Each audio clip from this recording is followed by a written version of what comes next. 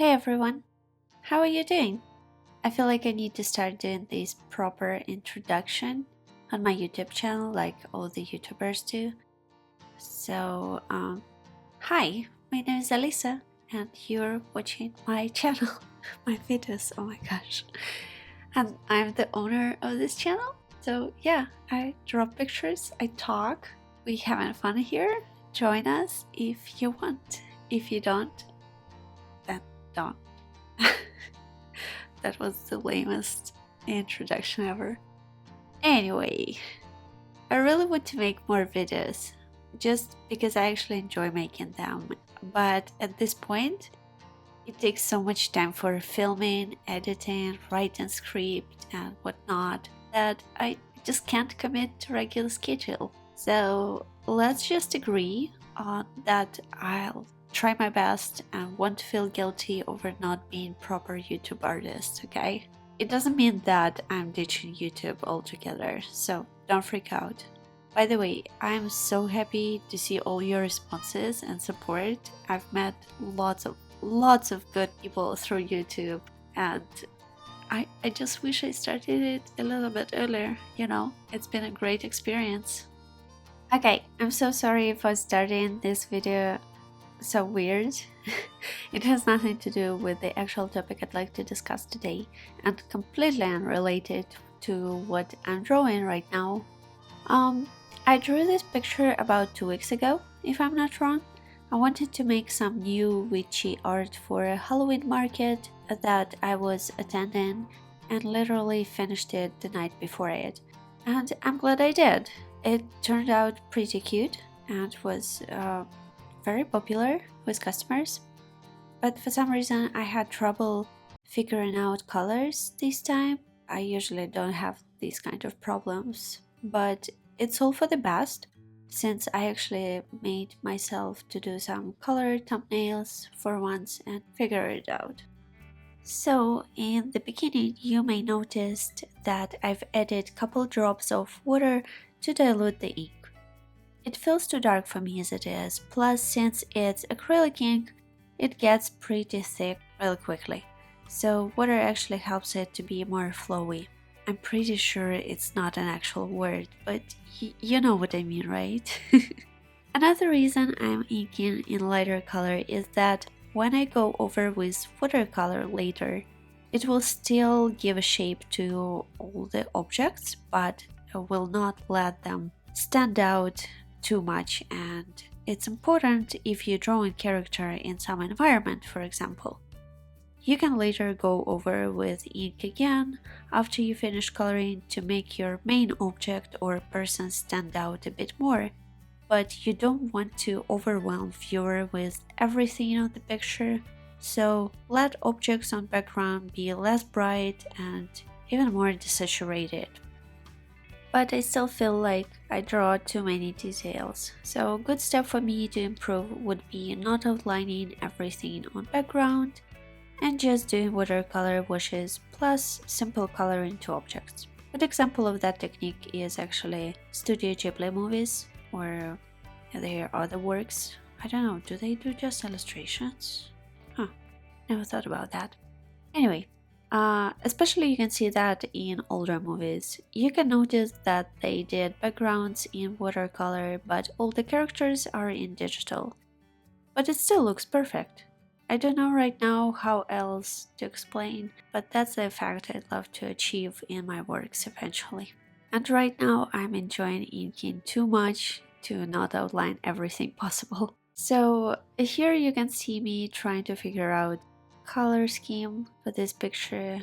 As I said previously, I don't have this problem usually, but this time, I don't know, I just couldn't see it in my mind finished. So I scanned and reprinted same line art on cheap copy paper and tried to color it with Copic markers.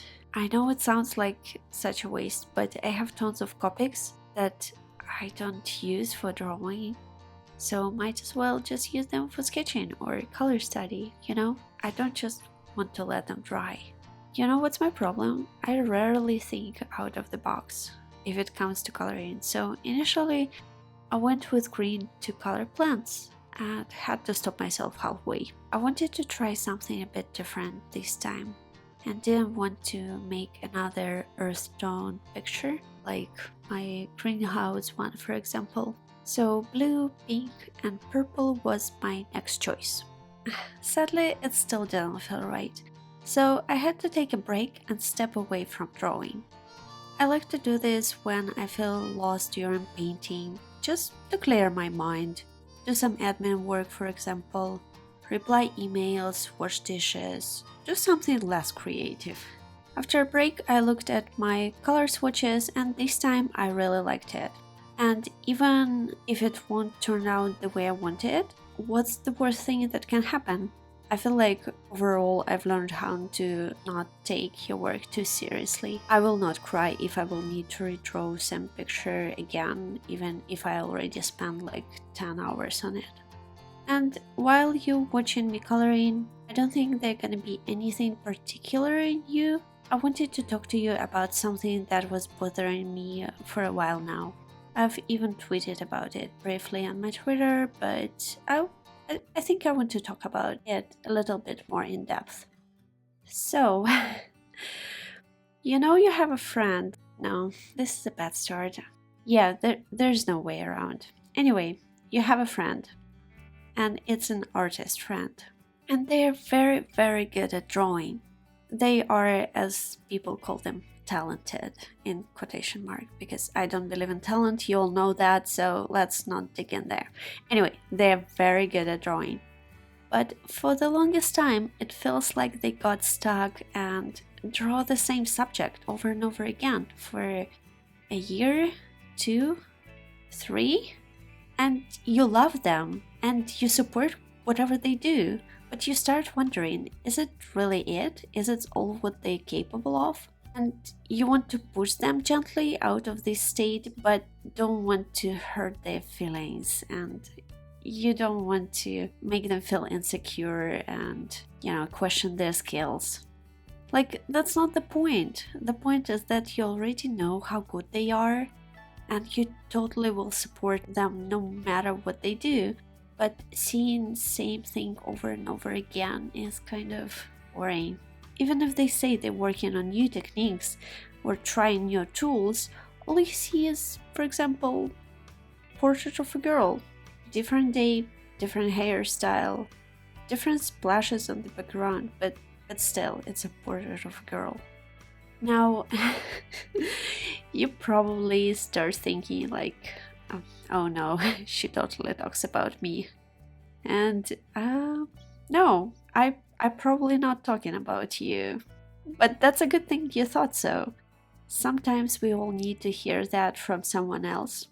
I feel like I need to say it to myself too. You know why I had troubles coloring this picture? I figured it out later actually. I'm drawing witches for a year now and so over it. It's getting hard to create something new for me doing the same subject over and over again. Yes, I've been very good implementing backgrounds in my work, drawing more plants, animals, but good grief, I'm so sick of drawing witches and really want to step up my game. It feels like I'm wasting my skills focusing only on females too. This is the main reason I started drawing Jasper for October this year. Also, getting back to urban sketching, there's just so much to learn. Time to move on, seriously. That's the message I'm giving myself. I need to say it out loud, so I will actually do something about it. You know why October and drawing prompts in general is so good? You'll end up drawing something you never would draw by your own will. I'm serious, try not to interpret prompts and draw exactly what it says. If it says rock slide, draw literally rock slide, not a girl sitting on a rock or whatever. I feel like the problem with artists nowadays is that social media pushes us to produce and show art that has some monetary value behind it. If you can't sell it, if it's not something popular, you won't get likes and feel like you're doing something wrong, and will quickly back up into doing the same thing that gets lots of attention. And guess what? It takes you nowhere. We tend to experiment less, if we don't see the same positive response from our followers online. And it's a legit problem if you also run your own art business. But in the long run, if you stop yourself intentionally from growing, you're gonna fail. Eventually, your followers will outgrow you. I had so many artists I looked up when I was younger, but looking back at their work now, I don't feel inspired or impressed. And if I find out that this artist I liked like 10 years ago draws basically the same thing, I'm just curious, where have they been all this time and how they managed to freeze their art skills in time and not die of, I don't know, boredom. Another common problem with young artists, especially who ask, how did you develop your style? They see style as an end goal, and that is where they're wrong. If you really want to dedicate your life to art, style or particular technique shouldn't be your goal, or even better, don't even think about it at all. What's more important is to constantly learn and grow within you. Also, a little disclaimer before you decide to disagree with everything I said and fight to death in the comments. This is not about young artists. This is not about artists who are basically like work in progress. You still need to learn your basics first. You still need to walk a long way till all this stuff that I'm saying gonna be useful to you. So don't worry. You do whatever you're doing right now. You're good. Continue, and you're gonna be fine. I don't want to go in circles anymore and talk about the same thing over and over again. I feel like I kind of got to the point, and I hope you got what I'm saying. So, my dear friend, I love you a lot. You're a beautiful, amazing person. You inspire me to no end. That's why I would like to say that I want to see so many different things drawn by you, and I think you're absolutely capable of drawing whatever you would like. So get out of your comfort zone, please. Okay, this is kind of awkward. Should. Whew. This is it. This is it for this video. I cannot talk anymore. It's 12 a.m. I want to go to bed. Before I go, here's a little clip of my assistant. He probably wants to say something important to you too. So, okay, bye.